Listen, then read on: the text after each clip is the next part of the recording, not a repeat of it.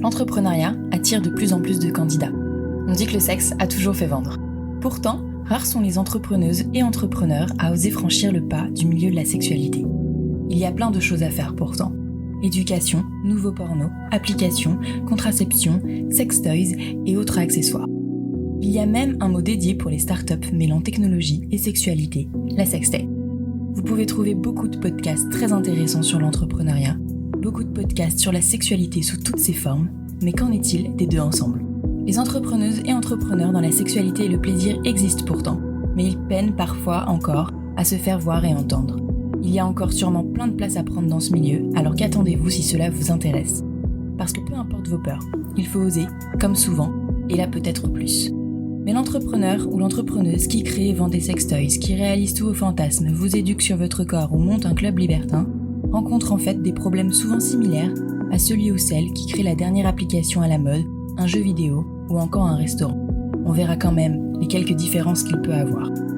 Le marché de la sexualité et des plaisirs est vaste, il touche tout le monde de plein de manières différentes et c'est pour ça que c'est un marché très intéressant. Avec le podcast de Talk, je vous propose de vous inspirer des entrepreneuses et des entrepreneurs qui ont osé.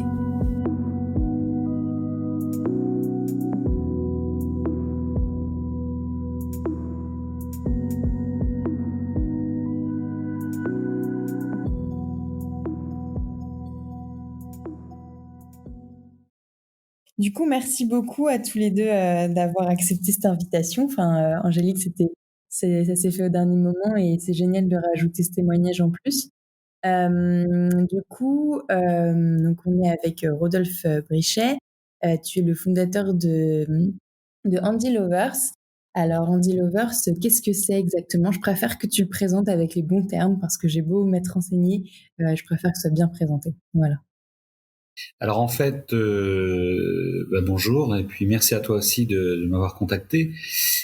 Je suis le fondateur en fait de la société Mobility Desire que j'ai créée en 2016 et puis le concepteur du Andy Lover. Donc le Andy Lover est un dispositif, c'est une aide technique pour la mobilité sexuelle des personnes handicapées et des personnes âgées.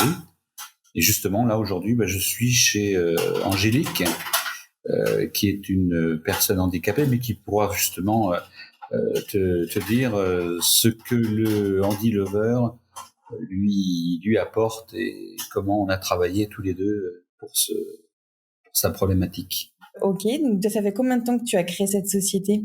Alors moi, j'ai créé Mobility Desire en avril 2016. Préalablement, on va dire que ça fait plus de 10 ans que je suis sur le projet. Je crois que même, oui, au moins 12 ans. Les prémices, c'était en 2008 d'ailleurs. Et puis, le temps d'affiner un petit peu le projet, ça prend du temps. Et comme le contexte est doublement tabou, handicap et sexualité, c'est très très compliqué. Et comme a dû te dire Christelle Bonny avec son projet, on passe pour des obsédés sexuels avant de passer pour de passer pour des développeurs et des entrepreneurs. Et bon, alors ça s'est passé. On y reviendra parce que ça m'intéresse beaucoup. Je voulais juste savoir d'abord, pour rester sur qu'est-ce que c'est Andy Lovers, aussi du coup l'histoire et les raisons qui t'ont poussé à entreprendre dans un milieu, comme tu viens de le dire, si compliqué. Parce que à l'origine, si j'ai bien compris, tu étais ingénieur, il me semble. Complètement. Alors je suis ingénieur et puis expert en mouvement, expert en ergomètre scientifique. Un ergomètre scientifique, c'est un appareil d'évaluation et d'entraînement pour les athlètes de haut niveau. Donc ça, c'est une expertise que j'ai développée avec l'université de Poitiers. J'ai 60 ans et j'avais repris mes études à 39 ans pour passer un master en méca sur la partie ingénierie justement.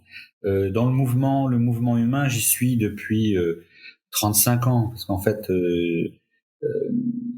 j'étais justement sur des véhicules mus par force musculaire et de fait j'ai déposé un brevet en 1989, valorisation de ce brevet par la première société que j'avais développée qui s'appelait Sport System Engineering. Et là, j'étais sur l'innovation pendant 4 ans. J'ai bu le bouillon parce que voilà, c'est l'innovation est très compliquée à développer et à porter. Et puis ensuite, j'étais responsable qualité dans une start-up de dispositifs médicaux. Voilà, j'ai un profil un petit peu bien particulier et D'accord. en continuant à travailler avec l'université de Poitiers sur justement des ergomètres, donc natation, ski de fond, boxe française et autres. Donc sur cette approche-là, on va dire que le Handy Lover, qui est une aide à la mobilité, c'est un condensé de mon savoir-faire et de mon expertise. Donc c'est un produit qui est simple, mais qui est très polyvalent. D'accord. Ouais, ça, j'ai vu qu'il y avait le module, ça se compose d'un module original, donc le Handy Lovers original et ensuite, c'est, plein d'accessoires ou de kits en plus qui permettent de s'adapter en fonction du handicap de la personne, c'est ça? Oui, parce qu'en fait, la difficulté, et puis Angélique pourra te le dire, c'est que chaque personne handicapée a ses problématiques propres au handicap, peut avoir aussi des pathologies associées. Donc, on part pas d'un cahier des charges, on va dire standard. Ce développement, en fait, on est sur un développement exploratoire. Donc, qui défie un petit peu le pilotage projet, hein, parce que bon, piloter les projets, je sais faire. Hein, j'étais Mmh. responsable projet dans tout le long de ma carrière, mais là, on est vraiment les gens qui n'acceptent pas d'aller au fil de l'eau et sans cahier des charges bien précis peuvent être perturbés par ce fonctionnement.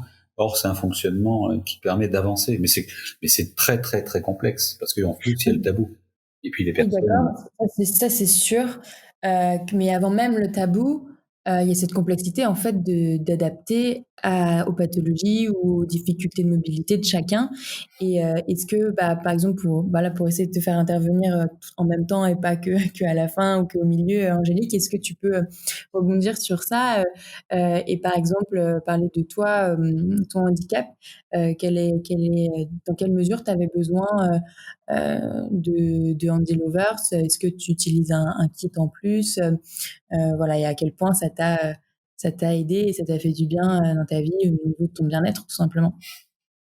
Oui, ben moi j'ai surtout, je tiens d'abord à expliquer comment je suis entré en contact avec Rodolphe par rapport au Andy Lover. C'est une personne qui m'a mise en confiance parce que c'est pas évident de parler de sexualité avec quelqu'un en général. Mmh. Et il a abordé la question, mais vraiment, j'ai eu l'impression qu'il ce jour-là, il était là pour me dire quelque chose. Voilà, et sans regard bizarre. Et ça m'a permis de me tourner vers lui facilement et d'essayer de comprendre ce qu'il avait mis en place. L'Andy Lover, pour moi, c'est quelque chose qui est utile. J'ai fait beaucoup je marchais avant d'être handicapé, hein. Donc, je sais ce D'accord. que c'est que bouger. J'ai fait de la danse, j'ai fait beaucoup de sports de compétition. Et je me suis retrouvé, donc, avec des soucis de santé qui m'ont obligé à être en fauteuil. Donc, je voulais retrouver cette sensation de mouvement. Et en même temps, je voulais aussi pouvoir, parce que le handicap fait peur, hein, donc Bien automatiquement, sûr. je me suis vite retrouvé seul. Donc, l'Handy Lover pour moi c'était une aide pour pouvoir justement avoir des actes sexuels sans personne et être indépendante et retrouver le mouvement D'accord. OK, et comment vous vous êtes rencontrés du coup avec Rodolphe? sur un salon. Ah oui, un salon, d'innovation, c'est ça? Voilà, tout à fait. Salon Et ça, d'innovation. Et c'était un salon qui était personne dédié à quoi n'allait. exactement? Enfin, innovation, oui, mais innovation générale ou à la santé ou tu vois? C'était le salon Novac en Ouais, fait, le je vois. salon Ah oui, de Bordeaux sur les 100 entreprises. Les 100 entreprises d'innovation de Diverses. la enfin de la Nouvelle-Aquitaine. Et puis donc c'était pas du tout dédié à la santé ou au handicap ou sexualité du tout. C'était de l'innovation. Et en fait, c'est vrai que j'ai vu passer Béatrice avec son fauteuil roulant devant mon stand. Alors effectivement, avec les roll-up, la communication qui parlait de sexualité. Elle a regardé elle était à une dizaine de mètres, hein, tu as regardé le stand. Bizarrement, je me suis approché, puis je lui ai demandé si elle voulait des informations. Donc je lui ai demandé, est-ce que vous voulez des informations? Et puis en fait, bon voilà, c'est que sur ces projets-là, le côté humanité, empathie, tout ça il est permanent. Je veux dire, voilà, quelqu'un qui n'est pas, si on n'est pas dans l'empathie, dans l'écoute et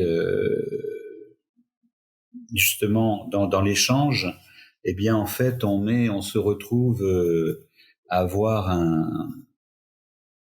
Allô? Oui, je t'écoute. Pardon, sur mon ordinateur c'est coupé.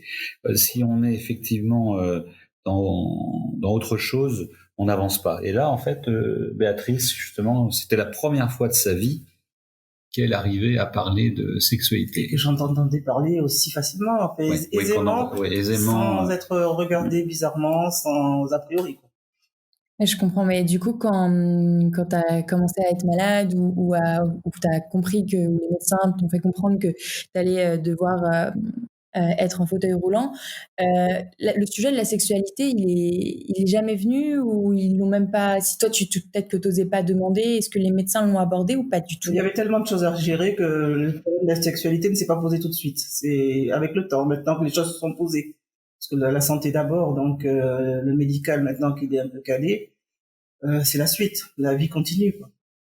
D'accord. Comme si finalement la sexualité n'était pas assez importante pour en parler? Ou c'est moi qui exagère? C'est pas la priorité. Ok.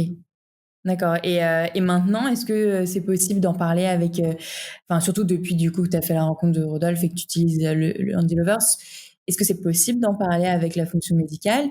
Est-ce que c'est un vrai sujet? Est-ce que tu arrives à... Parce que, enfin, pour moi, après, j'imagine, enfin, pour toi aussi, de plus en plus de monde, quand même, on admet que la santé sexuelle, ça fait partie, enfin, la sexualité, ça fait partie de la santé, du bien-être.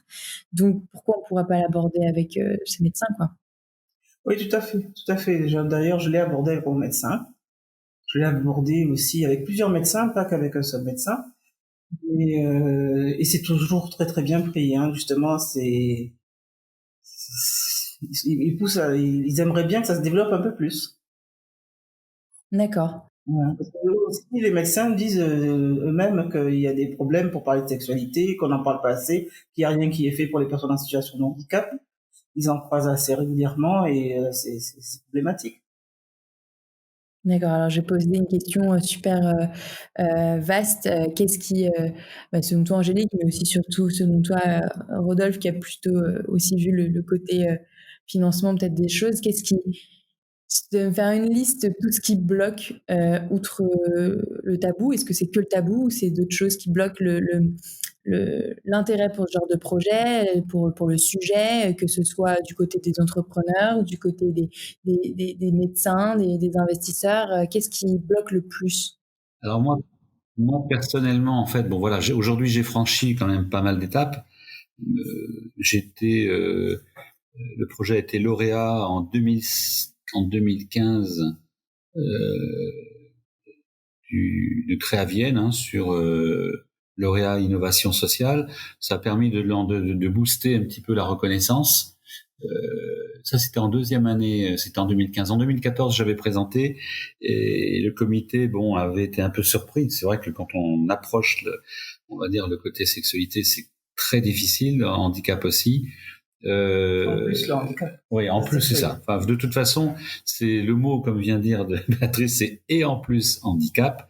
Hein, j'ai notamment essayé de mettre en œuvre avec, sur le plan universitaire, des projets pour pouvoir avancer avec des étudiants, voilà, sur des sujets un petit peu market, où le doyen Sciences Éco était favorable avec le coordinateur de l'université, et semble-t-il, les profs qui allaient eux encadrer les projets, la réponse avait été négative, et dans la mesure de dire sexualité et en plus handicap, oh là là. Donc effectivement, les gens n'ont pas compris aujourd'hui que on sera tous handicapés un jour. Donc de toute façon, mais ça c'est un déni de la société. En fait, il va y avoir de plus en plus de personnes handicapées. Pourquoi ? Parce que la population est vieillissante, que sur le plan des maladies dégénératives, il y en a de plus en plus. Et puis, et voilà, donc va y avoir on pourrait imaginer qu'avec les progrès de la médecine et tout ça, il y aurait moins de personnes handicapées. Non. Donc en fait, il y a il y a 10-20% de la population mondiale qui est handicapée, touchée par un type de handicap. Hein. On va pas dire handicapé en fauteuil roulant, mais on est quand même sur un pourcentage. C'est comme ça. Et ça a toujours été comme ça. On améliore la vie des personnes en situation de handicap, mais il n'y a pas de réduction en termes sur le plan des handicaps. Il y a les accidents, enfin bon, il y a plein de choses. Difficulté du projet, bah oui, c'était la reconnaissance. Au début, comme je disais, je passais pour même en commission avec une grande assurance où on m'a pris pour un obsédé sexuel. Ça serait aujourd'hui, je pense que je serais sorti de la présentation, parce qu'en fait aujourd'hui Est-ce qu'on te l'a dit directement ou Comment ?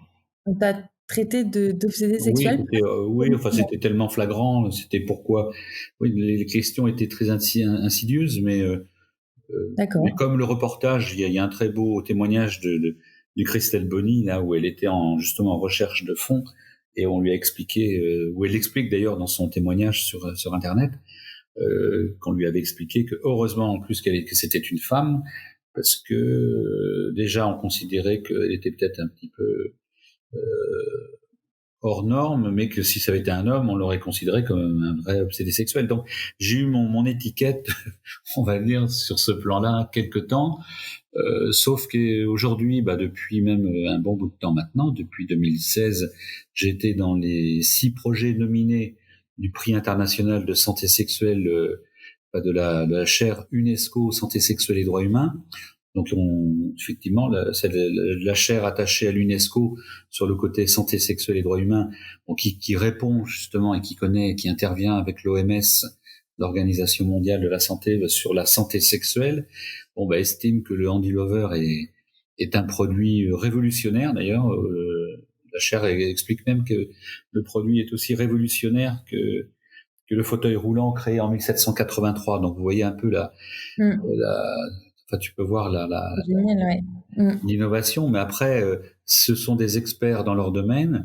La sexualité, effectivement, toute sexualité, toute orientation et pratique sexuelle est une sexualité. Il n'y a pas de déviance et quoi. Les gens ont leur propre sexualité.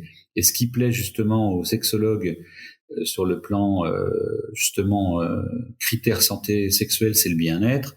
Quelqu'un qui va bien dans sa peau, qui va bien dans son épanouissement sexuel, va être bien dans sa vie. Et puis si on fait un plan systémique, on va dire que les gens qui vont bien dans leur vie vont coûter moins cher à la société sur le plan maladie, sur le plan médical, sur le plan psychique. Voilà. Donc, par contre, effectivement, il faut avoir une projection qui soit systémique. Et ça, les gens ne l'ont pas. Mais si effectivement les gens sont l'État normalement qui doit faire en sorte, avec la loi 2005 sur la compensation du handicap, doit faire en sorte que les personnes handicapées puissent accéder à la santé sexuelle. C'est un droit, hein, c'est ce que dit d'ailleurs la chaire. Ça fait partie de cette loi, c'est ça, parce que on s'inscrit totalement dedans, et aujourd'hui d'ailleurs le Handy Lover est pris en charge par les MDPH, les maisons départementales des personnes handicapées. Il est pris en charge à 75% avec un plafond de 3 960 € tous les 3 ans, comme une aide technique normale. Et ce, avec justement une approche. J'ai pu faire le point aussi avec le CNSA, qui est la Caisse nationale qui supervise un petit peu toutes les approches MDPH. Toute la partie ingénierie, personnalisation que je développe pour avoir une approche pour personnaliser à partir du Handy Lover original, comme pour Angélique. Il y a une partie d'ingénierie et autres qui, justement, là, pour Angélique, on a fait cette approche-là. Donc, normalement, pour cette prise en charge, l'équipe pluridisciplinaire de la MDPH pourra tenir compte, effectivement, de ce travail-là. Parce que c'est une personnalisation. À titre d'exemple, c'est comme un fauteuil roulant. Est-ce Il y que a ça des veut fauteuils dire roulants standards, et puis après, toute la partie ergo, elle va être développée et adaptée par le distributeur qui a les outils pour le faire. ergo, oui, avec un ergologue, d'accord, pour tout ce qui est adaptation à la vie quotidienne, en fait, c'est ça? Complètement. Et là, en fait, on va dire que l'épanouissement sexuel, l'acte sexuel, est reconnu comme un acte courant de la vie aux États-Unis depuis 1986. Donc, vous voyez, on a en gros, on a en Europe, enfin en France, on a plus de 30 ans de retard. Donc, les pays du Nord européen, Nord Europe, ont un peu plus on va dire, d'ouverture sur ce plan-là, mais ça reste quand même exceptionnel. Voilà. Pourquoi j'ai créé le Handy Lover? En fait, c'est que justement, par rapport à cette loi de 2005 sur la compensation du handicap, les institutions sur le handicap avaient saisi le Comité consultatif national d'éthique en 2012 pour savoir si on pouvait avoir des aidants sexuels en France comme en Nord-Europe, et le CCNE avait répondu négativement, mais par contre préconisé. Alors pourquoi répondu négativement? Parce que considérant effectivement que les aidants sexuels sont sur le plan de la prostitution. Donc C'est en ça que fait, j'allais te demander ce que c'était, parce que j'ai vu, alors je sais plus si c'était en interview ou sur ton site, que voilà, on pouvait être aidé d'un accompagnant ou d'une accompagnante sexuelle. Donc c'est ça que tu dis qu'en aidant les oui, aidants sexuels. complètement. Là, on est D'accord. sur on va dire, pour la sexualité, pour justement aider les personnes handicapées sur la sexualité, il y a 3 orientations. C'est-à-dire la première, c'est médicamenteuse, donc les médicaments qui vont permettre à des gens d'avoir une réparation physique sur le plan éventuellement érectile pour les hommes, pour les femmes, d'autres médicaments. Il y a le plan humain, mais le plan humain, en France, il est interdit pour des raisons, on va dire, de prostitution. Et le troisième plan, il est aide technique. Et aide technique, en fait, il y a rien. En fait, il y a un produit américain qui s'appelle l'Intimate Rider, qui je trouve moi est un bon produit, mais qui n'est pas aussi polyvalent que peut l'être le Handy Lover sur le plan ergonomique et autres. D'ailleurs, la chaire UNESCO Santé sexuelle et droits humains, le professeur Troussier confirme que le Handy Lover, pour l'instant, est le seul produit qui répond justement aux critères de santé sexuelle. Donc c'est quelque chose de précurseur, oui, sur le plan international. D'accord. Et pour revenir sur, alors j'ai plus les acronymes, hein, mais tout à l'heure tu parlais du fait que ça devait être reconnu comme un dispositif médical nécessaire. Après il y a on a parlé un peu du statut qui n'existe pas encore malheureusement en France des aidants sur la sexualité. Est-ce que du coup, si c'est quand même à moitié reconnu comme voilà un besoin de la vie, du bien-être, de la vie quotidienne, est-ce que la problématique du remboursement est là ou pas? Parce que j'imagine que c'est quand même, enfin j'ai vu les prix, c'est quand même quelque chose qui coûte. Tout le monde ne va forcément, enfin c'est pas forcément accessible à tout le monde. Est-ce qu'il y a une partie, c'est aussi ton combat de le faire rembourser en fait? Ouais, c'est ça en fait, hein, la prise en charge financière par les MDPH au titre justement de la PCH, hein, pour le handicap.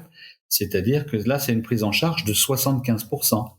C'est-à-dire que, Ah mais c'est bien ça, j'avais bien ouais, compris. ouais, OK, non, d'accord. oui, c'est ce que je te disais, c'est 75% de prise en charge avec un plafond de 3 960 euros. Donc, D'accord. alors toi tout à l'heure tu disais bon oui le prix du Handy Lover, prix élevé. Tiens, je peux poser la question à Angélique, est-ce qu'elle trouve que le Handy Lover effectivement est un prix élevé en, on va dire, en comparant avec les produits paramédicaux, orthopédie et autres. Et Moi, je trouve que le Handy Lover est un appareil qui est coûteux, faut le dire, c'est coûteux, mais en même temps, par rapport à tout le travail qu'il y a derrière, de mise en place parce que c'est vraiment c'est vraiment précis par rapport à la personne, donc non. Et finalement, quand on regarde l'ensemble, c'est pas ça, c'est pas cher. En fait, alors, Parce qu'il y a beaucoup de travail, hein. ouais, il y a un travail colossal, hein, Pour le travail et la recherche qu'il y a derrière, c'est juste le prix. S'il n'avait pas été remboursé à 75%, c'est vrai que ça peut, comme apparemment il y a d'autres priorités, bien sûr il y en a, mais la santé sexuelle c'est aussi important. Est-ce qu'il y en a qui mais le mettraient à cause du prix, quoi? en C'est fait, que tu... le Handy Lover original, bon, est à 648 euros TTC. On a un problème en France, c'est-à-dire que parce qu'en fait, les gens attendent des prix chinois. Voilà, le prix chinois, c'est-à-dire que j'ai même mis le Handy Lover dans des sex shops à Paris, et avec d'ailleurs on va dire, j'en avais parlé avec la chaire UNESCO, présence du Handy Lover dans les sex shops, bah, c'est orientation et pratiques sexuelles, c'est un produit de consommation aussi, mais les gens attendaient effectivement un produit au prix chinois. C'est-à-dire que j'ai même eu des réflexions, je dis tiens, les gens voulaient avoir le prix d'un rameur à 150 euros, comme chez Decathlon. En fait, effectivement, les gens doivent à ce moment-là aller chez Decathlon et puis faire tout le travail d'ingénierie et d'adaptation sur leur rameur à 150 euros, et puis faire en sorte qu'ils répondent aussi aux normes des dispositifs médicaux, ce qui est le cas du Handy Lover. Je réponds aux normes des dispositifs médicaux. Ça sera à terme, c'est mon objectif, hein, c'est de le passer comme dispositif médical pour qu'il puisse être pris en charge par la sécurité sociale, c'est à terme. Ça sera une autre orientation, mais tout ça c'est long. Il y a un coût. On peut pas avoir le produit est fabriqué et conçu en France et il n'est pas fait en Chine. On voit bien qu'avec le Covid, ce qui s'est passé, donc il faut avoir un produit qui soit fiable, robuste, et puis comme dit Angélique, on est sur quelque chose où la polyvalence, et c'est justement la force du Handy Lover, là, c'est d'être adapté pour le plus grand nombre, c'est-à-dire des personnes qui vont être handicapées sur le plan moteur, sur le plan si mental, à voir, parce qu'en fait c'est un outil de découverte, donc sur le plan spatial, sur le plan cognitif aussi, hein, et psychique, il intervient à tout niveau. Parce qu'on on bouge, le corps humain va bouger, les personnes handicapées ont du mal déjà à bouger, sont plutôt toujours dans leur fauteuil, et là, l'ergonomie, le post-ergonomique du Handy Lover va permettre, entre autres, de bouger. Et le fait de bouger offre aussi une partie de possibilité de mouvement pour une relation intime. Donc, découverte de la sexualité seule, donc pour tout le monde, donc femmes, hommes, toute orientation et pratique sexuelle, hétérosexuelle, homosexuelle et autres, enfin, ou en couple, c'est-à-dire couple mixte, handicap et valide, ou couple de personnes handicapées. D'accord, oui, parce que oui. pour préciser, parce que c'est vrai que moi j'ai vu sur le site, mais juste pour les auditeurs, auditrices, c'est que en fait on peut attacher un sextoy, que ce soit un sextoy style un god pour pénétrer, ou même Ou un masturbateur, oui. Ok. Alors ça, en fait, c'est intéressant pour les gens justement qui veulent avoir un épanouissement en solitaire, enfin qui veulent et qui ne peuvent avoir qu'un épanouissement en solitaire, mais comme les personnes, comme tout le monde. Enfin, je veux dire, la solitude, elle est universelle, hein, elle touche les personnes valides et les personnes en situation de handicap. C'est sur le même ordre. Et d'ailleurs, les établissements handicap, certains vont même dans les sex shops pour essayer de trouver des produits de sexualité qui soient adaptés ou qui pourraient convenir aux personnes handicapées. D'ailleurs, le Handy Lover a été repéré par pas mal d'établissements justement par rapport à des visites à Paris dans les sex shops où je l'avais mis. Donc, Oui, bien sûr. Non, mais moi, c'est aussi mon intérêt. Enfin, à côté, voilà, des podcasts que je fais, je t'ai un peu mal expliqué quand je t'ai au téléphone la dernière fois, mais j'ai développé du coup cette boutique que j'ai appelée Talk Universe et où j'essaye d'être la plus positive, joyeuse, ludique sur les sextoys en général, mais aussi sur d'autres manières d'aborder la sexualité à travers des livres, des affiches, des choses d'artistes, mais aussi d'être inclusive. Et alors après, moi, voilà, je suis une femme blanche hétéro, donc je peux pas me mettre à la place de tout le monde.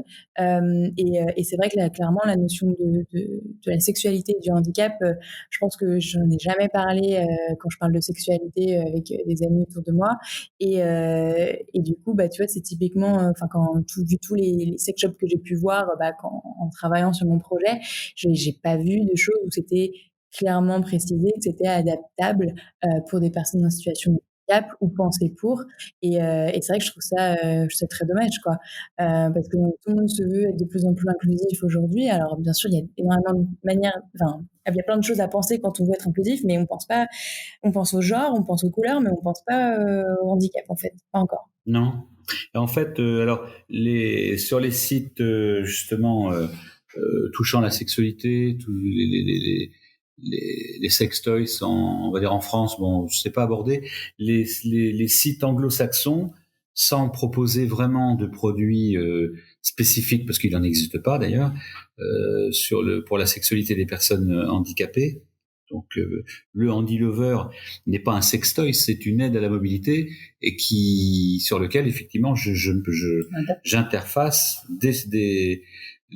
en fait d'ailleurs un des maîtres mots c'était de dire utilisez votre sextoy préféré avec le Handy Lover. C'est ce qui est prévu à terme justement avec un support sextoy universel et notamment aussi avec un qui n'est pas encore comment dire il y a des choses. Le produit est en permanente évolution en termes de qualité, en termes de proposition sur le plan ergonomique. Et en fait, on en est au balbutiement. Enfin, sur le plan, je vais faire une approche un petit peu historique. J'ai une 2 chevaux et la voiture qui va avoir toutes les options sécuritaires et autres. Elle viendra après. Pour l'instant, comme il n'y a absolument rien d'équivalent sur le plan international, on en est au tout début. Donc, et je vois bien à chaque fois que je développe, je vais justement sur une approche bien spécifique, comme sur le site Handy Lover, dans les accessoires, il y a pour justement le module, le rehausseur incliné avec Sarah. Sarah, justement, on voit, elle est très lourdement handicapée, elle est IMC, et c'est elle avec son ami Eddie qui ont imaginé, ils sont tous les deux d'ailleurs dans un établissement, un foyer d'accueil médicalisé, et Eddie, il a une trachéo, donc il a une seule position de confort, c'est allongé sur le dos. Et là, en fait, l'idée, c'est que Sarah soit au-dessus de lui. Donc, ils ont imaginé que le Handy Lover puisse être au-dessus de lui. Donc là, la vidéo montre effectivement Sarah en situation. Et elle a une spasticité énorme au niveau des jambes, pas de force dans les bras. Et pour la première fois de sa vie, on voit effectivement une personne qui va avoir justement un mouvement, et ils connaissent tous les deux parfaitement leur corps, même si ils ont cette inactivité corporelle, le peu de choses qu'ils peuvent faire, et ils sont totalement, comment dire, capables de le mesurer, même au-delà de ce que pourraient imaginer les kinés ou des ergos, parce que ce sont des gens, d'ailleurs, Angélique pourra peut-être en parler, mais les gens connaissent leur corps. Et en fait, moi, je ne suis pas du tout thérapeute, je ne revendique pas ça. J'ai une expertise mouvement dans le domaine du sport, et donc je conçois des appareils qui sont adaptés justement à la gestuelle, et c'est ce qui fait que j'apporte des solutions qui sont totalement différentes par rapport à ce que pourrait apporter le corps médical. Donc c'est une autre vision. Donc et on voit bien qu'avec cette approche, pour Sarah comme pour Angélique, il y a des choses qui se font, mais ça demande du temps. Ça demande du temps, ça demande de l'échange. et de la confiance. Et effectivement, je crois que l'ensemble, c'est ça. C'est comme tu disais, hein, Jean-Luc, c'est les compétences, la confiance, et puis et le côté humain. Donc il y a autant de choses que sur le plan, on va dire, technique que sur le plan relationnel. Bien sûr. Est-ce que du D'où la coup, difficulté d'ailleurs. Et c'est d'ailleurs pas spécialement compris par même certains dans le corps médical. Moi j'ai des exemples de personnes, Marie-Claire par exemple, qui expliquait que elle avait rencontré problème aussi avec de relations pour un couple recomposé handicap, où finalement, comme toi, Angélique, c'est une femme qui avait eu une vie valide auparavant, qui avait eu les enfants, et quand elle a demandé justement à voir un sexologue, alors on va pas généraliser, mais bon, là c'est un homme, et en fait, la réponse a été de lui dire, écoutez, vous avez déjà eu un enfant, qu'est-ce que vous attendez de plus? Voilà la réponse. ah, Alors, d'accord. effectivement, cette réponse-là, faut pas la généraliser, mais il y a aussi, comme dans tout domaine, des gens avec leur fondement, et la sexualité, l'enseignement de la sexualité handicap et sexualité tout court, d'ailleurs, même sur le plan des formations médicales ou même ergo. Moi, j'interviens dans des instituts d'ergo parce qu'il y a ces instituts-là commencent aussi à ouvrir leurs portes sur cette approche-là. Il n'y a pas de cours spécifiques pour l'instant, mais ça fait partie des choses auxquelles sont confrontés les étudiants, et les étudiants sont demandeurs. Donc depuis 3 ans, là, moi, je donne des cours en institut d'ergo. Mais bon, tout ça, ça fait partie d'un ensemble. Il y a vraiment, on en est au balbutiement. Si je compare avec la complexité, enfin, d'un tel projet, c'est pour moi équivalent à la pilule contraceptive. Pilule contraceptive qui a été conçue aux États-Unis en 1956, commercialisée aux États-Unis, Grande-Bretagne et Australie en 1960, arrivée en France seulement, il y a juste la Manche à traverser, c'est pas loin, mais c'est arrivé en 1967, c'est resté dans l'hémicycle politique pendant 2 ans, 69, et ça a été pris en charge par la sécurité sociale de mémoire, je crois, c'est en 1974 ou 75. Donc tout ça, c'est long. On est sur 15 ans, quoi. Donc là, il faut effectivement que les mentalités changent, et qu'il y ait Les mentalités sont en train de changer. Là, je trouve que quand j'en parle maintenant autour de moi, les gens ont l'air d'être. C'est marrant parce que les gens ont maintenant l'air d'être se dire mais oui, mais où est le problème? Bon, c'est tout à fait normal. Alors que c'était pas ça il y a quelque temps. La sexualité, c'est normal que les personnes handicapées, c'est même pas un sujet pour eux. C'est évident. C'est la jeunesse actuelle. Qu'est-ce qui fait pour toi, Angélique, que ça a changé? Parce que là, du coup, tu as vu le changement. Qu'est-ce qui fait que ça a changé et qu'est-ce qu'il faudrait faire pour que ça change encore plus? Ne serait-ce que quand on en parle autour de soi, est-ce qu'il y a des médias qui devraient agir dessus? Est-ce que, Oh oui, ouais, dommage parce que j'ai essayé de contacter même un média pour essayer d'en parler dans une émission particulièrement sur la santé.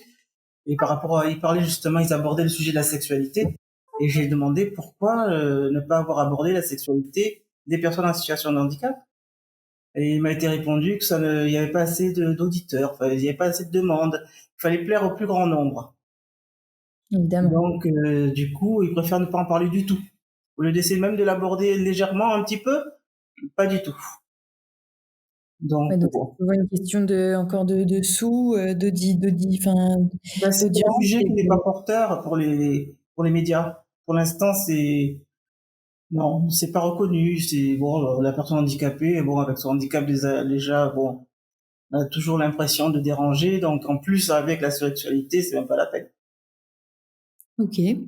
Bon, encore pas mal de travail à faire en fait, alors que pourtant l'audience et le problème, il est là et comme tu l'as dit tout à l'heure, Rodolphe, on va être de plus en plus nombreux à être, touchés, plus ou moins fortement par un handicap au cours de notre vie, donc il y a un sujet. Est-ce que tu pourrais me donner pour avoir une idée, après combien de personnes tu as pu accompagner Et du coup, combien d'adaptations différentes tu as dû faire à chaque fois du Handy Lovers, combien de temps ça peut te prendre quand voilà, une personne te dit, voilà, moi j'ai tel handicap, je suis intéressée, par contre, voilà, il faudra l'adapter. Toi, tu dois faire un entretien avec elle, apprendre à la connaître, savoir quels sont vraiment ses besoins, quelles sont ses envies en termes de sexualité pour bien adapter le Handy Lovers ou pas. Enfin voilà, comment ça se passe toute cette prise en charge des patients? Là, aujourd'hui, en fait, on est sur un nombre, sur une cinquantaine de personnes, mais en fait, c'est comme avec Angélique, il y a toute une démarche un petit peu spécifique. Je suis un homme de défi, voilà. Donc, je suis pas en train de me dire ah là là, ça va être difficile. Oui, j'aime bien la difficulté. Donc, en fait, je crois qu'Angélique se souviendra des premières fois où je suis arrivé. Elle s'est dit oula, qu'est-ce qu'il me fait ce monsieur. Donc, en fait, sur le plan, on va dire on était en première approche sur le plan postural, c'était de savoir, oui, effectivement, comment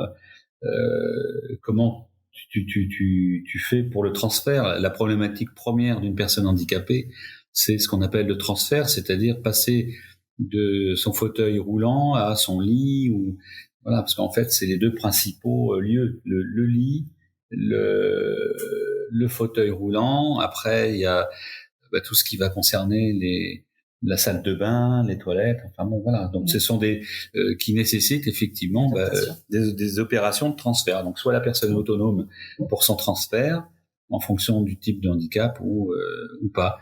Donc et là moi justement avec Béatrice, pour Béatrice et avec Béatrice, on est arrivé justement sur une approche de faire simple. Oui, j'ai un côté pragmatique et qui fait en sorte que sur le plan de la conception et autres, c'est faire quelque chose de robuste, simple, pour que les gens puissent le mettre en œuvre de manière simple, pas faire un mouton à cinq pattes, et d'abord pour 2 raisons de coût, et faire en sorte aussi que le produit soit évolutif. Tout à l'heure, tu vois, Manon, tu parlais de prix.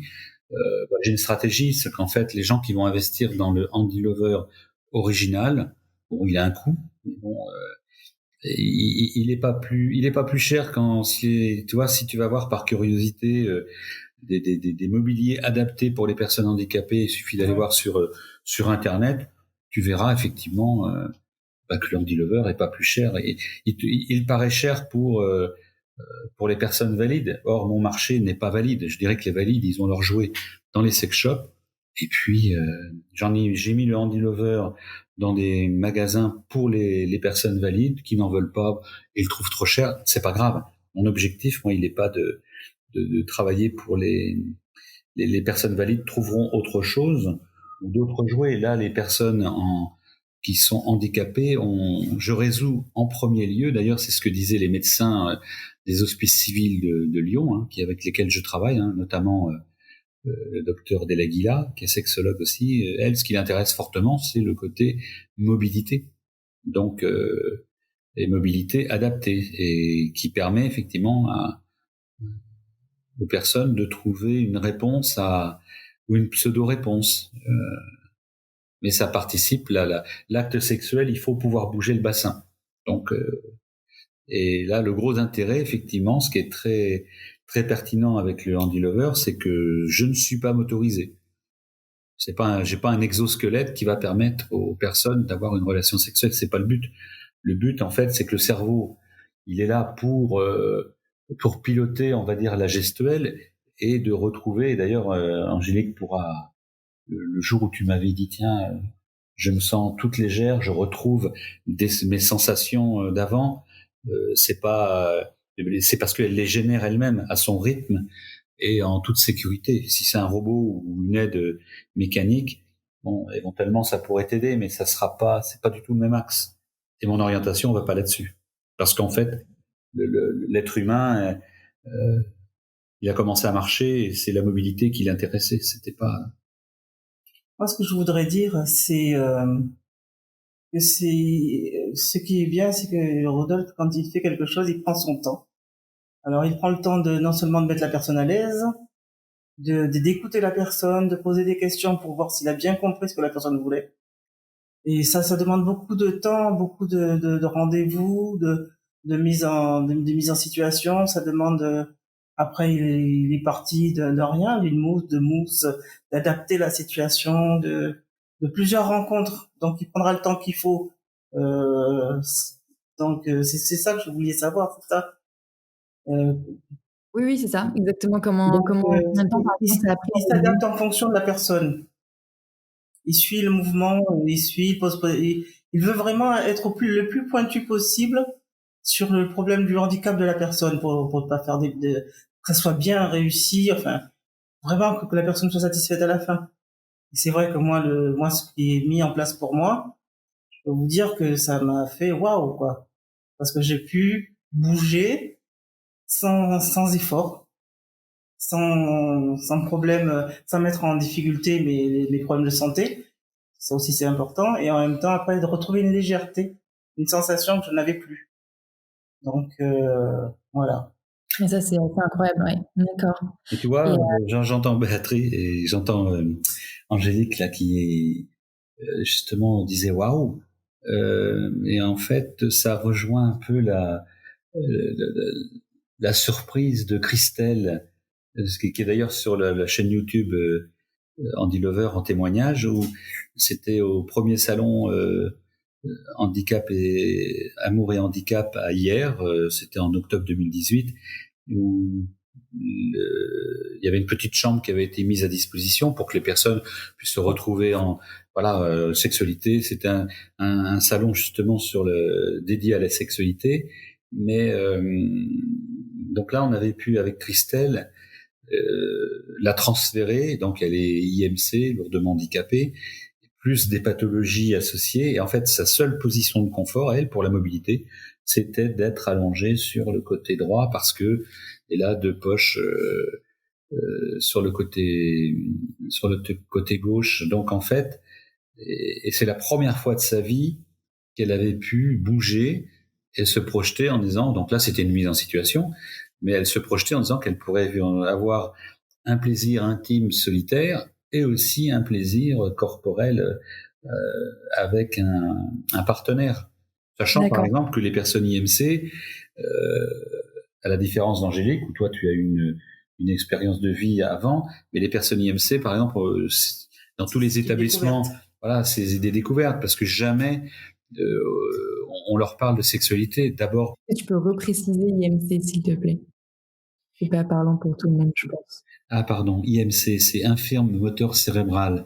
Ce sont des gens qui sont handicapés de naissance pour des raisons médicales diverses, mais effectivement, donc sur le plan moteur, il y a beaucoup de répercussions, et donc c'est des gens qui vont qui vont être enfermés dans la commande moteur inactive avec de la spasticité, donc c'est des raideurs musculaires, donc et qui sur le plan mental, sont parfaitement, ont une fonctionnalité parfaite, sauf qu'ils sont enfermés dans un corps qui ne répond pas comme le commun du mortel. Donc en fait, on est sur des actes limités. La parole aussi peut être touchée. Donc tout ça, ce sont des moments forts. Donc il y a la communication, c'est ça, c'est pareil. Pouvoir communiquer et se faire comprendre. Donc ça se passe bien. Et aussi, ça demande du temps. Et ça, oui, ça demande du temps. Parce qu'en fait, ça demande du temps et de la compréhension. Aujourd'hui, moi, au téléphone, avec les personnes, justement, IMC, j'arrive à comprendre un petit peu avec les personnes que je connais. Il faut déjà qu'on se soit rencontrés. Mais donc, et ça, les gens apprécient parce que, oui, je donne de ma personne, parce que je donne de mon temps. Mais tout ça parce que je suis sur un projet précurseur. Il n'y a absolument rien de référentiel au niveau international. C'est qu'aujourd'hui, finalement, tu vois, maintenant, tu as le référent international sur la mobilité sexuelle avec une aide technique. Il n'y a rien, je suis tout seul. Donc effectivement, c'est une aventure, une découverte, comme je fais avec Angélique, parce que de toute façon, tu peux aller fouiller sur Internet ou regarder, tu trouveras absolument rien. Non, mais j'ai bien vu, c'est le premier qu'on trouve. J'ai mis sexualité, handicap, t'es le seul qu'on trouve. En tout cas, après, je cherchais qu'en français, donc j'ai pas trouvé l'équivalent, même s'il est moins bien, voilà, américain. Mais je me posais la question, tu me disais que tu avais une conférence, c'était hier ou cet après-midi, Avec le Canada. le Canada. Est-ce que tu es mieux reçu à l'étranger sur le sujet, puisque du coup, notamment aux États-Unis, où il y a pas la plupart des pays anglo-saxons, sont quand même assez en avance sur le sujet. En tout cas, même si c'est une culture souvent différente, ils voient l'intérêt santé, voire parfois économique. Oui, de toute façon, mais en Europe, j'ai un partenaire en Belgique, mais bon, même si en Belgique, on va dire, il y a des modifications, enfin, je veux dire, il y a une ouverture, mais il y a quand même aussi des gens qui bloquent. Il y a toujours des gens qui veulent bloquer. Que ça soit le mariage pour tous ou tout ça, on se retrouve, il y a des personnes que l'avancée sociale et sociétale dérange. On se demande pourquoi, mais parce que le Handy Lover d'ailleurs sur le plan social et sociétal est fortement aidé par la région Nouvelle-Aquitaine. Hein.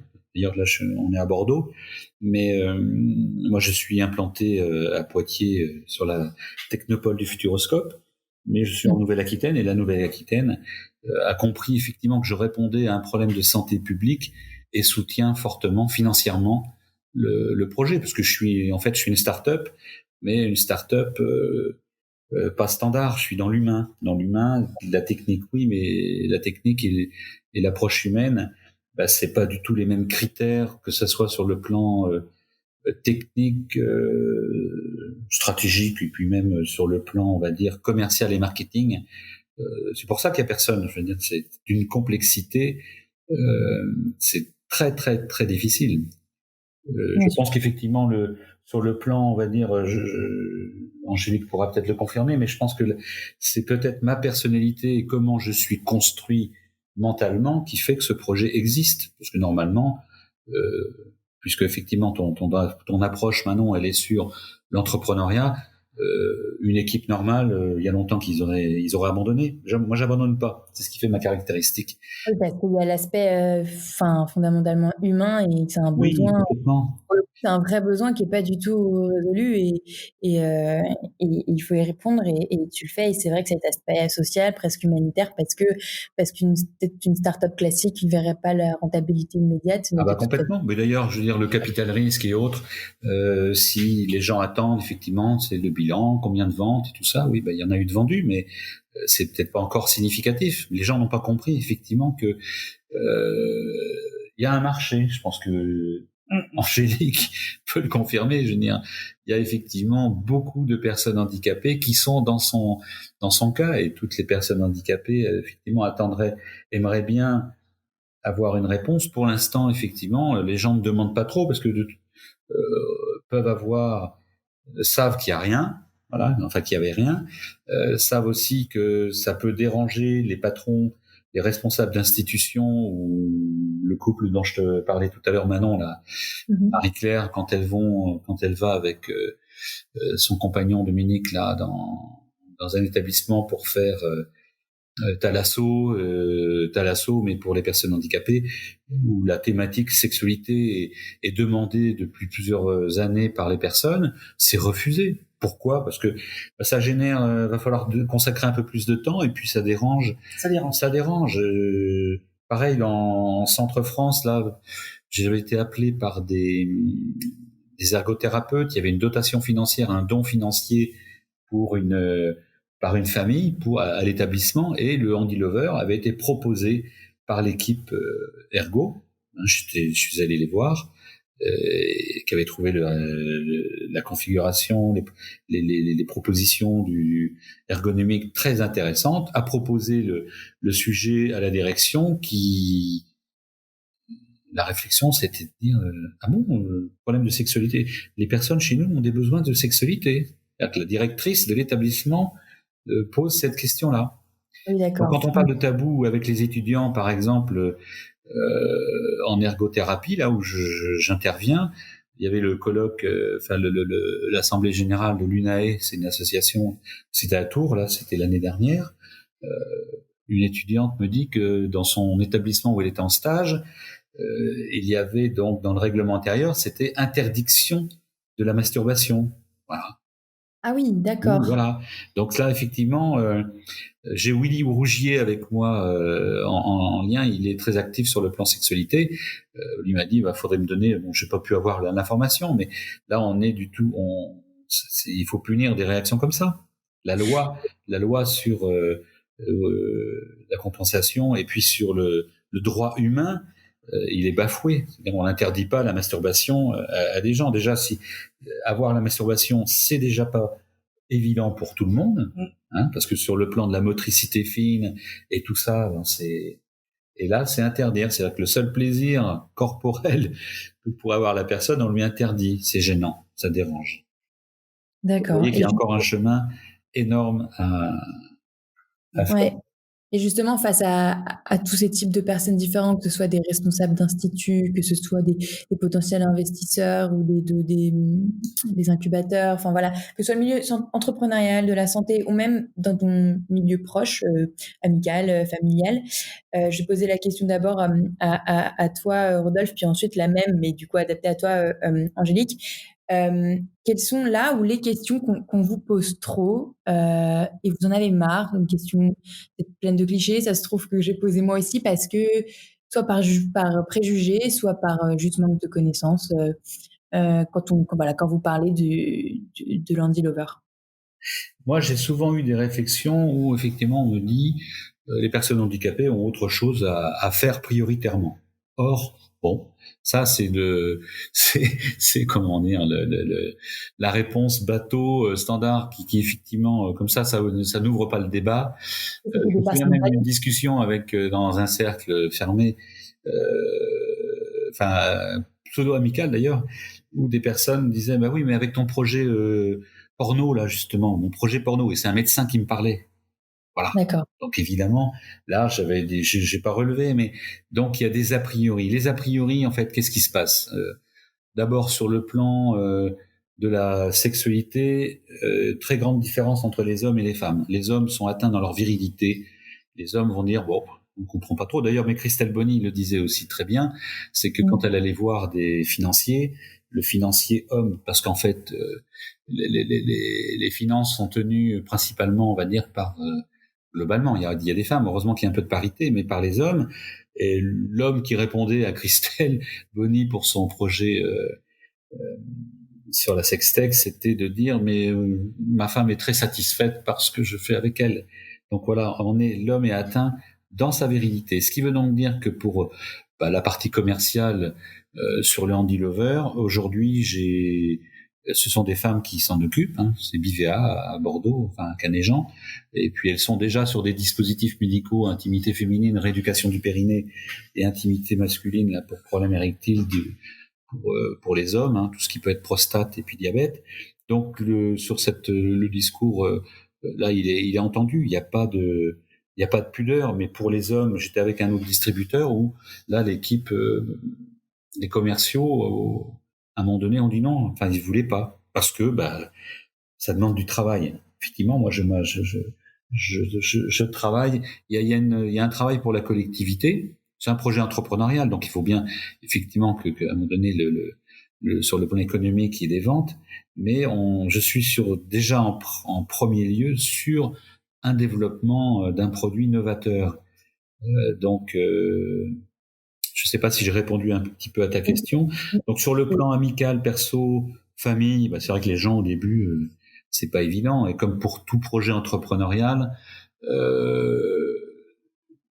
le conjoint, donc là, effectivement, dans ma première société, puisque c'est ma deuxième société, la première, donc c'est terminé en 2006. Donc effectivement. C'est compliqué pour la vie de famille, quoi. Donc là aujourd'hui, je pilote mon projet, et c'est ma priorité effectivement, c'est de pouvoir apporter une réponse sur ce défi humain et technologique. Donc, D'accord, donc ça peut rester parfois compliqué pour la famille, mais au moins elle comprend et elle te pose pas des questions. aujourd'hui, oui, aujourd'hui, il y a une compréhension. Les gens, mais comme tout projet entrepreneurial, il y a toujours l'inquiétude des proches, des parents ou des autres, des amis qui disent mais qu'est-ce que tu fais? Surtout que moi, mon projet dure depuis, voilà, ça fait plus de 10 ans. Or, il y a le projet avance et les gens disent oui, mais il y a pas de marché. Mais les gens qui disent ça n'ont pas la connaissance. Euh, il y a un marché. Et par contre, ce marché, il est très très complexe. C'est-à-dire que et aujourd'hui, en fait, le Handy Lover est référent et que le produit est connu. De toute façon, il y a une maturité. Le produit, il est fiable sur le plan justement ergonomique. Il y a des choses très très intéressantes qui se passent. Et le cas avec Angélique et les autres personnes avec lesquelles je travaille. L'objectif aussi, c'est de pouvoir faire en sorte que, à travers ces réalisations personnalisées, que toutes les personnes qui vont être dans le même contexte pathologique, d'handicap, pathologie associée, tout ça, identique à ces personnes, puissent, à la lecture des informations qui seront indiquées sur le site, puissent se dire, ah tiens, finalement, moi j'ai le même type de handicap, j'ai les mêmes conditions de vie, même problématique, même envie sur le plan d'intimité, enfin de sexualité, intimité et autres. Là, ça me correspond. Donc ça veut dire que les personnes vont trouver la lecture devant leur ordinateur chez eux de ce que peut apporter telle configuration du Handy Lover définie pour une personne, par exemple Angélique. Et toutes les personnes en France qui seront comme Angélique dans la même problématique pourront se dire ah tiens, ce produit peut être pertinent. Et ce qui va être intéressant aussi, notamment pour les prises en charge MDPH, c'est qu'il faut un certificat médical par un médecin ou un sexologue. Et là, effectivement, à la lecture sur Internet de ce qui se passe, par exemple pour Angélique, on dira voilà, le cas Angélique c'est ça, et que les personnes, les ergos, les médecins puissent retrouver une lecture, parce que c'est pareil. Puisque tout à l'heure je disais que j'intervenais moi dans les écoles d'ergo, sur le plan de la formation du corps médical, il y a rien. Donc là aussi, c'est un vide sidéral. Donc il y a tout à faire. Mais ça veut dire qu'aujourd'hui, on va dire que le côté précurseur, il est sur la réponse, la technique, le côté humain, social, sociétal, et aussi sur le côté, on va dire, formation, cette approche-là. Oui, donc c'est une nébuleuse qui est complexe et ça va mettre du temps. Mais par contre, avec tous les cas qui vont être traités, on va arriver effectivement à dire type de handicap, degré de handicap, telle configuration. Et là, Plus tu auras de témoignages, mieux ce sera finalement, parce que ça pourra permettre à de plus en plus de gens de voilà. Donc connaître. ça va demander des années. Mais bon, c'est comme tout. Enfin, et pourtant aujourd'hui, on va parler de l'ère numérique. Donc en termes de conception, tout ce qui est, oui, je suis parti justement avec l'aide numérique, mais sur le plan de la réponse, on va dire sur le plan humain, le côté numérique va pas remplacer l'approche humaine. Et justement, je suis dans un projet humain, social, sociétal. Et c'est pas un robot qui va remplacer Rodolphe Boucher avec le Handy Lover pour répondre aux personnes handicapées. C'est pas vrai. Et ça, je le vois bien sur tous les salons handimédiques, autonomiques. En France, des salons sur le côté handicap. Tous les gens qui travaillent dans le domaine du handicap, le point commun, c'est l'empathie. Donc déjà, s'il n'y a pas d'empathie, c'est même pas la peine d'imaginer d'aller travailler ou d'œuvrer dans le système social. Donc et là aujourd'hui, je dis que oui, effectivement, je suis un acteur de l'économie, l'ESS, c'est économie sociale et sociétale. Donc j'ai une banque, par exemple, la Nef, qui est un établissement bancaire éthique, où il y a effectivement une liaison sur le plan, il y a un engagement de ma part sur le plan social ESS. C'est intéressant que tu mentionnes pour une fois un point positif d'une banque, parce que dans tous les entretiens que j'ai pu avoir avec d'autres entrepreneurs dans la sexualité, ils avaient l'une des premières difficultés, c'est une question que je t'ai pas posée parce qu'on l'a abordée pendant tout le long de l'entretien, mais l'une des premières difficultés, ça a souvent été ne serait-ce que d'ouvrir un compte en banque. Et toi, du coup, tu as trouvé cette banque qui avait cet aspect éthique? J'ai le Crédit Agricole aussi, hein, le Crédit Agricole, qui mon premier partenaire bancaire, c'est le Crédit Agricole. Ah bon, bah super pub alors, très Voilà. bien. Donc, merci au Crédit Agricole, mais ils le savent. Et effectivement, ils sont. Mais on va dire, c'est parce que je pense que effectivement, à la différence des autres personnes qui peuvent porter des projets qui vont vers l'établissement bancaire, quelqu'un qui va faire un salon de massage corporel, les banques l'aident pas. Mais là, moi, je suis sur le côté. Qu'est-ce qui prime sur mon projet? C'est le côté handicap. Et qu'est-ce qui prime? Et aujourd'hui, en termes de reconnaissance, effectivement, il y a la chaire UNESCO. J'ai été aussi lauréat du prix OCIRP. L'OCIRP, c'est un organisme de prévoyance reconnu en France, enfin qui est important. Et le prix OCIRP Handicap 2017 dans la thématique vie affective et sexualité, bon, l'Andy Lover a été lauréat. Donc il y a une reconnaissance, on va dire une légitimité aujourd'hui sur le plan médical et sur le plan handicap du Andy Lover. Aujourd'hui, je n'ai plus du tout à me justifier. Je veux dire, si les gens me prennent pour un obsédé sexuel, bah, tant mieux si ça leur fait plaisir. La chaire UNESCO, enfin, oui, l'UNESCO, c'est vrai, aide tous les obsédés sexuels de la Terre. C'est un clin d'œil, mais bon, vous voyez que il faut vraiment un petit peu d'humour de temps en temps, ça déride. Mais c'est un combat, ça fait du bien parce que c'est un combat permanent. Et Béatrice, ça fait combien? On s'est rencontrés en septembre 2018. On a pu commencer à travailler en février 2019, et le produit industriel est sorti en septembre 2019. Donc tu vois, maintenant, il y a eu des essais, des protos, différentes choses de fait, avec aujourd'hui un produit qui est bien. Et en plus, l'avancée technologique réalisée avec Angélique, c'est une avancée qui permet de me projeter vers d'autres projections et évolutions d'accessoires ergonomiques pour le Andy Lover. J'aimerais revenir sur la question qui a été posée par rapport aux réactions des gens de mon entourage.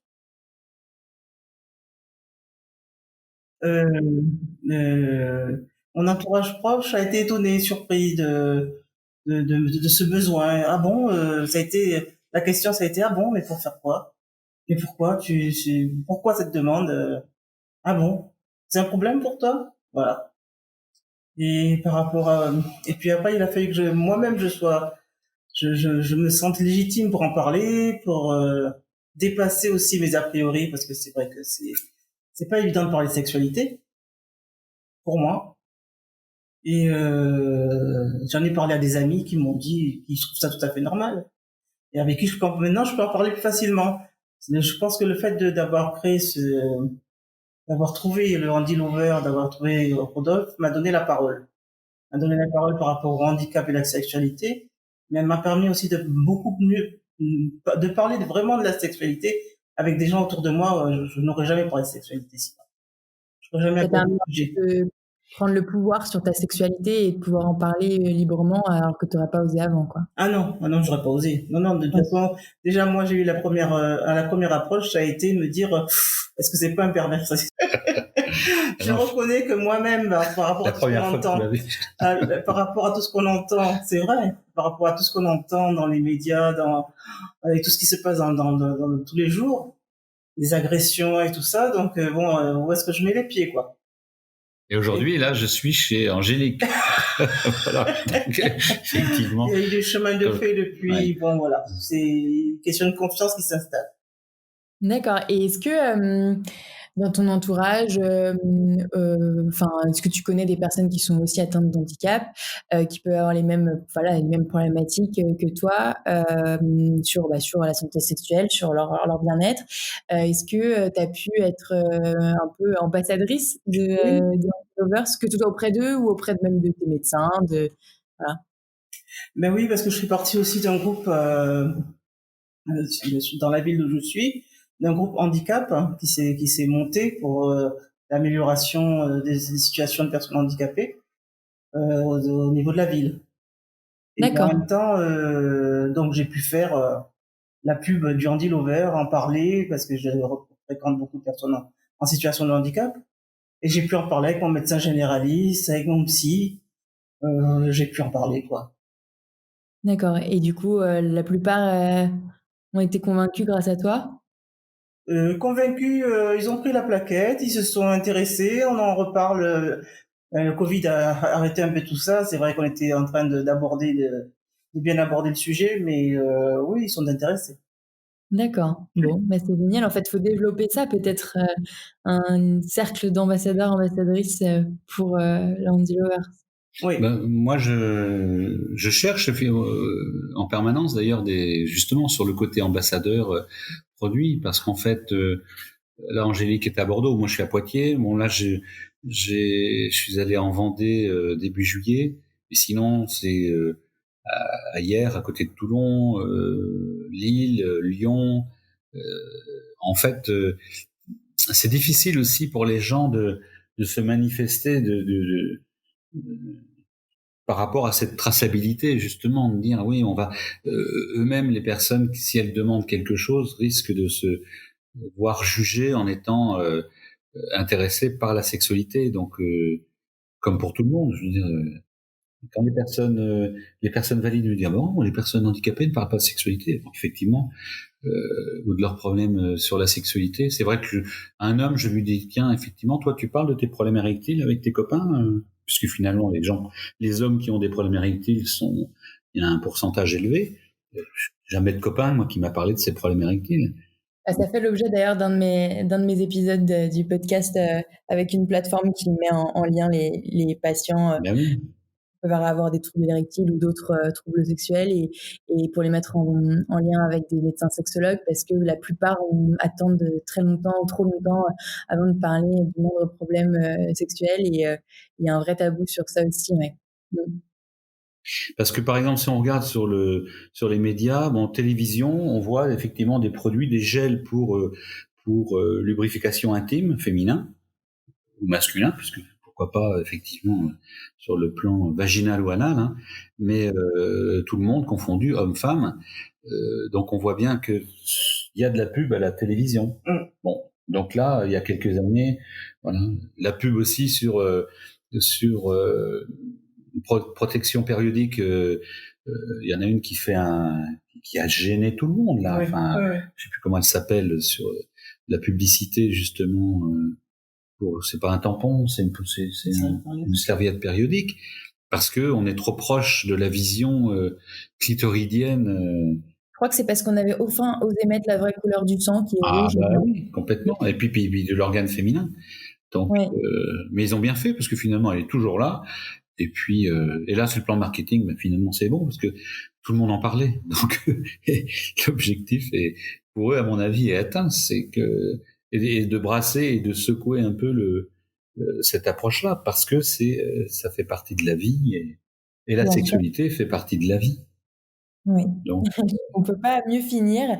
J'aimerais, je vais pas vous prendre trop de temps encore, mais je voudrais juste finir sur si tu as des annonces à faire, j'aime bien finir là-dessus. Là, tu vois, j'ai noté que bah, potentiellement tu recherches des ambassadeurs, des ambassadrices qui oui, atteignent. complètement. Donc, je recherche des médecins, enfin des gens qui soient impliqués et qui aient un peu de temps disponible. Le problème du corps médical, c'est ça, c'est que tout le monde est saturé et pas mal occupé. Donc, c'est d'avoir une lecture, on va dire, ouverte sur la sexualité. Donc, des gens qui peuvent se sentir s'investir pour le bien commun, on va dire, des personnes handicapées et des personnes âgées.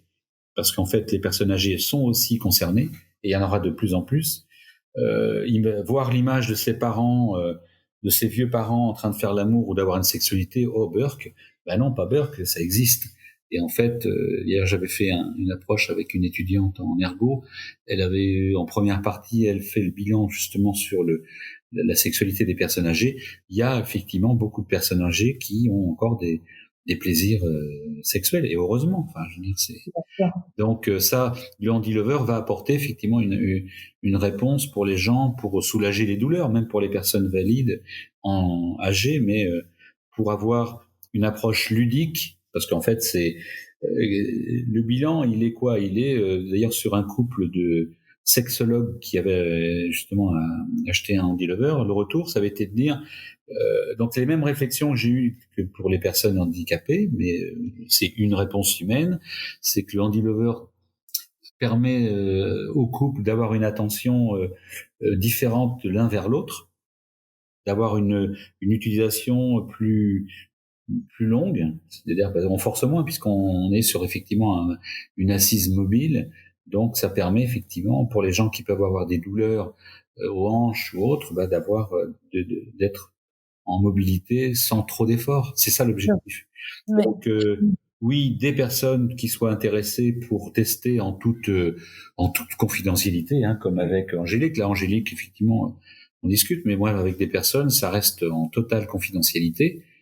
Et pour faire avancer, on va dire, le projet, que des centres, que des établissements osent me contacter pour justement faire une approche. Je suis aussi en mesure de pouvoir faire des visio-démonstrations de chez moi. Donc c'est pareil, ça c'est quelque chose que je peux, si les gens me contactent sur le site Andy HANDY-lover.com, à ce moment-là ils peuvent, il y a la partie commerciale, mais la partie expert en me contactant pour demander effectivement une approche, une démonstration pour les gens qui veulent. Alors évidemment pour les gens, je veux pas m'amuser à faire de la démonstration comme ça par curiosité. Il y aura un échange au préalable pour voir qui demande et comment ça se fait.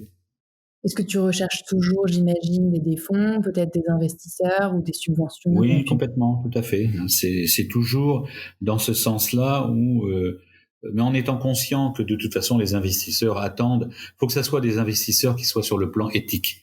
Donc c'est pas, ça sera pas une recherche d'investisseurs qui veulent une rentabilité immédiate. C'est même pas la peine de m'appeler ou d'en discuter parce que on est sur un plan humain et il faudra donner le temps effectivement de pouvoir développer, mais avec effectivement un marché. J'ai un port très important au niveau international. J'ai un brevet très très solide, un brevet européen déposé du premier coup d'ailleurs, donc ce qui est assez rare. Et puis là j'ai le protection intellectuelle aussi aux États-Unis et au Canada. Donc d'accord. Bon, donc tout ça c'est prévu et puis de tenter quoi que ce soit. Ok. Oui. Très bien. Eh ben écoute, je vais pas vous embêter plus longtemps avec Angélique. Merci beaucoup pour toute cette discussion, ces réponses, parce que c'est clairement un sujet que je connaissais pas et que je pense que la plupart des gens, même qui ont écouté, qui écoutent le podcast pour l'instant, ne connaissent pas forcément. Ou alors peut-être que voilà, ça pourra leur faire tilt et penser à quelqu'un autour d'eux que ça pourrait intéresser. Donc merci beaucoup, et moi je vais essayer de voilà, relayer tout ça à mon niveau. Merci Manon, merci à toi beaucoup. En tout cas.